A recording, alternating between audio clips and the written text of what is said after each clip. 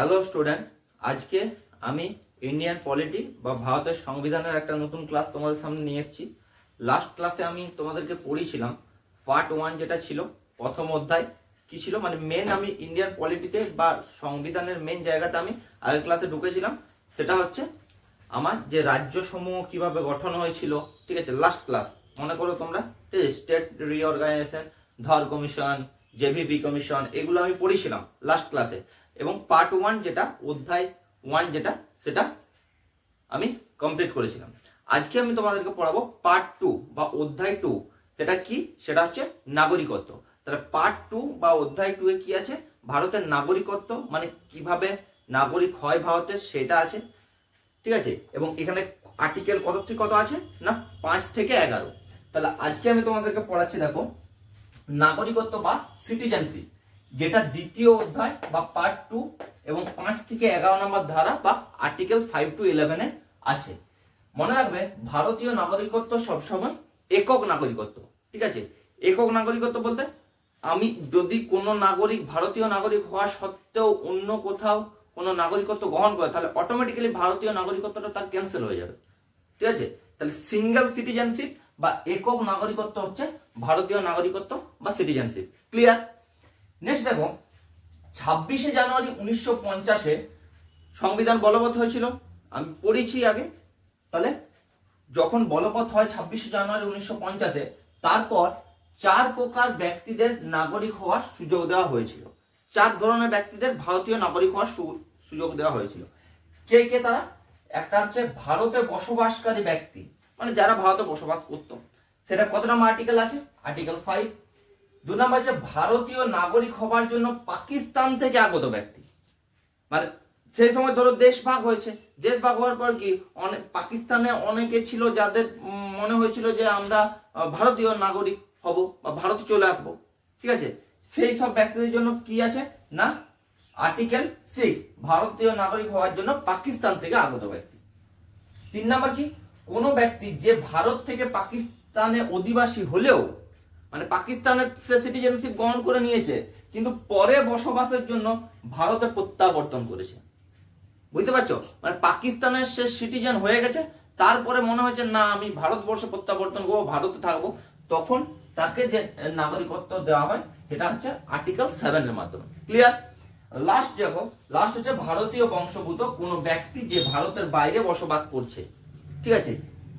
ভারতের বাইরে বসবাস, চাকরি ক্ষেত্রে হতে পারে, অন্যভাবে কোনো কিছু ব্যবসার ক্ষেত্রে হতে পারে, তাদের যে নাগরিকত্ব বা সিটিজেনশিপ দেওয়া হয় সেটা হচ্ছে আর্টিকেল 8 এর মাধ্যমে। ক্লিয়ার?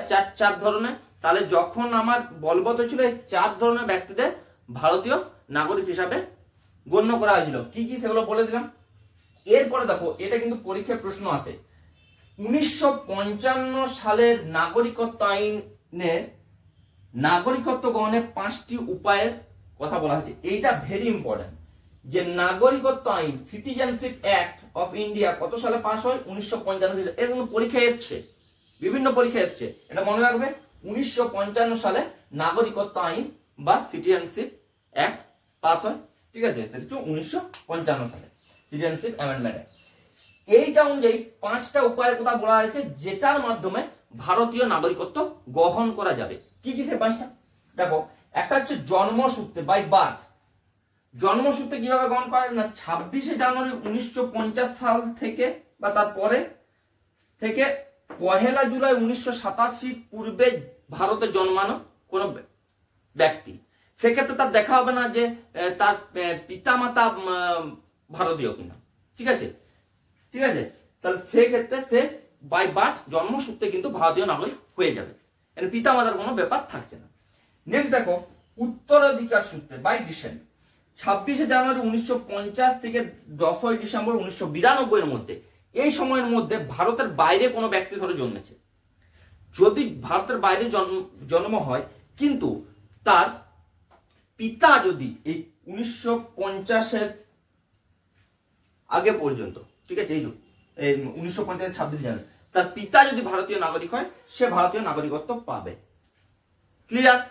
আচ্ছা, আর 1992-এর 10 তার পরে পিতামাতা যে কোনো একজন যদি হয়, তখন পর্যন্ত ভারতীয় নাগরিক, তাহলে সে ভারতের বাইরে জন্মানো ব্যক্তিরাও কিন্তু ভারতীয় নাগরিকত্ব পাবে। ক্লিয়ার? নেক্সট দেখো পঞ্জীকরণ বা বাই রেজিস্ট্রেশন। ঠিক আছে, এটা অনেকগুলো ক্রাইটেরিয়া আছে, তার মধ্যে মেন যে ক্রাইটেরিয়াটা যেটা পরীক্ষায় আছে সেটা হচ্ছে এই রেজিস্ট্রেশনের যে আবেদন করবে তার পূর্বে 7 বছর ভারতে ওনাকে বসবাস করতে হবে। এইটাই পরীক্ষা প্রশ্ন আছে যে বাই রেজিস্ট্রেশন ভারতীয় নাগরিক হতে গেলে তাকে মিনিমাম কতদিন ভারতবর্ষে থাকতে হবে, তারপর সে আবেদন করতে পারে, সেটা হচ্ছে 7 বছর। এটা পরীক্ষা এসেছে। আমি যে যে জায়গাগুলো যে পয়েন্টগুলো পরীক্ষায় আসবে আসার মতো জাস্ট সেই জিনিসগুলো ডিটেলস তোমাদের আলোচনা করছি। ঠিক আছে, কারণ সমস্ত জিনিস তুমি যদি পড়ে যাও তাহলে সেটা মনে থাকবে না। ক্লিয়ার? তাহলে আবেদনের পূর্বে কত বছর? 7 বছর। 7 বছর থাকতে হবে ভারতবর্ষ। আর হচ্ছে স্বাভাবিক প্রক্রিয়া দ্বারা বাই ন্যাচারালাইজেশন, সেটা হচ্ছে 12 বছর ধরে যদি কোনো ব্যক্তি ভারতবর্ষে বসবাস করে সে অটোমেটিক্যালি ভারতীয় নাগরিক হয়ে যাবে। কন্টিনিউ 12 বছর যদি কেউ ভারতবর্ষে বসবাস করে সে অটোমেটিক্যালি ভারতীয় নাগরিক হয়ে যাবে। ক্লিয়ার? আর একটা লাস্ট হচ্ছে ভূখণ্ড অধিগ্রহণের দ্বারা বাই ইনকর্পোরেশন অফ টেরিটরি। ভূখণ্ড অধিগ্রহণ মানে কোনো একটা, ধরো মনে করো এখন আমরা ভারতবর্ষে আছি, আমি ধরো সাপোজ ভারতবর্ষের নেপাল ক্যাপচার করে নিল বা বাংলাদেশ ক্যাপচার করে নিল। ঠিক আছে, তাহলে ওই নেপালের যে বাসিন্দা বা বাংলাদেশের যারা বাসিন্দা তারা অটোমেটিক্যালি ভারতীয় সিটিজেনশিপ পেয়ে যাবে বা ভারতীয় নাগরিক হয়ে যাবে। ক্লিয়ার? তাহলে দেখো প্রথম থেকে শেষ পর্যন্ত আমি ক্লিয়ার বলে দিলাম, যে যে পয়েন্টগুলো বললাম সেগুলো ইম্পর্টেন্ট। ঠিক আছে, প্রত্যেকটা পয়েন্ট আর তার মধ্যে যেগুলো ইম্পর্টেন্ট সেগুলো আরো আমি মার্ক করে দিয়েছি। ক্লিয়ার?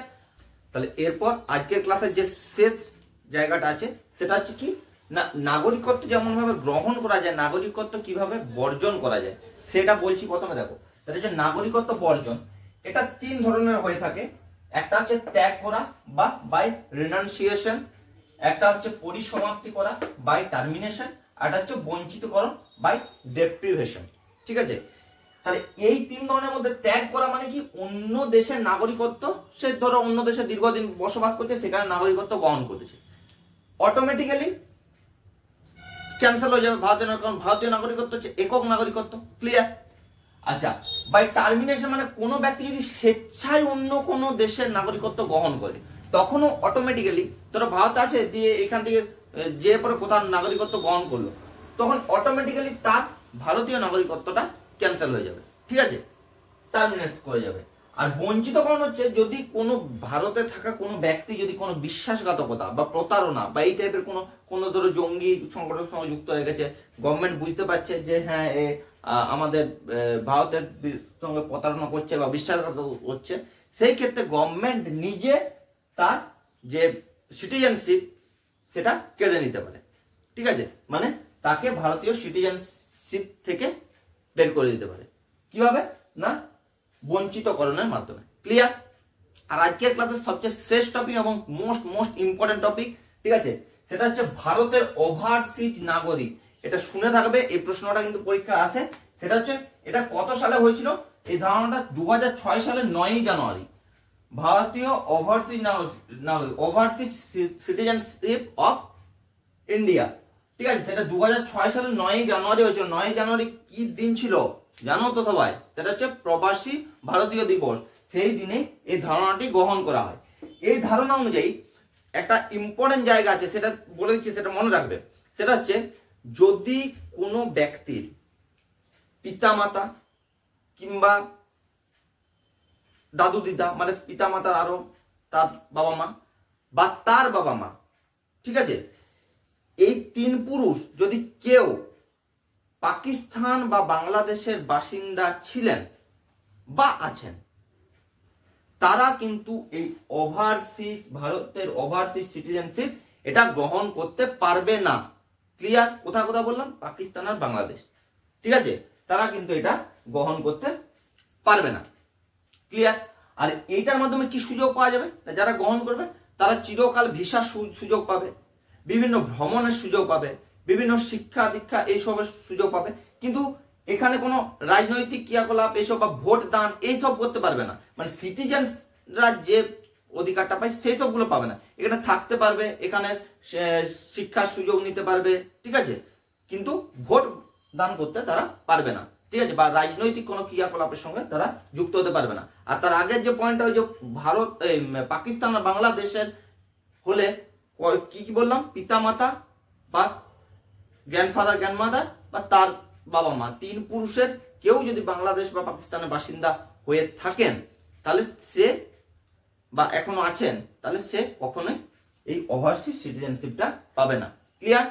তাহলে আজকের ক্লাস কেমন লাগলো তোমরা কমেন্টে জানাবে। ক্লাস ভালো লাগলে একটা লাইক দিয়ে দেবে, আর যারা এখন আমার চ্যানেলটা সাবস্ক্রাইব করোনি তারা চটপট চ্যানেলটা সাবস্ক্রাইব করে দাও। তাহলে আজকের ক্লাস এই পর্যন্তই।